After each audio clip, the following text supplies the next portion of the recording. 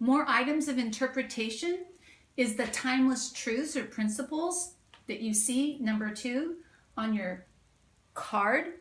Some timeless truths about trials. Trials are for a little while. Trials are for refined believers. Some truths about our faith. Our faith is more precious than gold. Our faith is tested with fire. Our faith will be found to result in praise, glory, and honor at the revelation of Jesus Christ. The outcome of our faith will be the salvation of our souls. Timeless truth about believers. We can have inexpressible joy during trials. Timeless truths about joy. Joy can be full of glory. How does this paragraph fit into relation of the other paragraphs? It's interesting that we see that paragraph 1, Peter wishes grace and peace be multiplied. In paragraph 2, Peter blesses God, the Father, for the great salvation through his Son. In paragraph 3, it wasn't just enough for God to for Peter to tell us to bless God, but now we need to further rejoice in the salvation. He has this emphasis on rejoicing in our salvation. He lingers there a little longer before he begins to give us commands. And so we see that.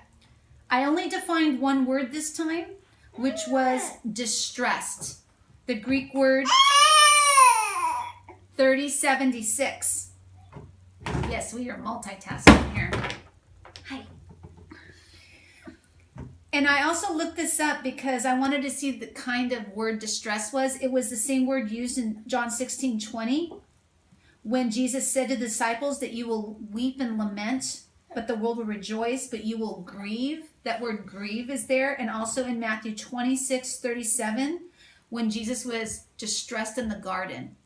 That's the emotional, height of that word.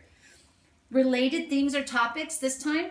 I chose this idea of being tested by fire, that gold is tested by fire.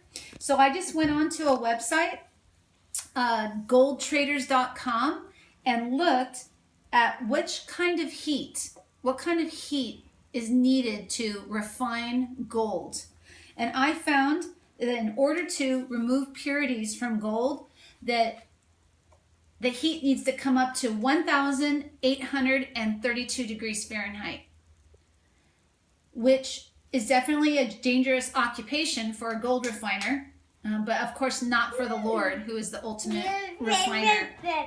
Also tells me that sometimes in order to remove impurities, that the heat must be very high in our lives.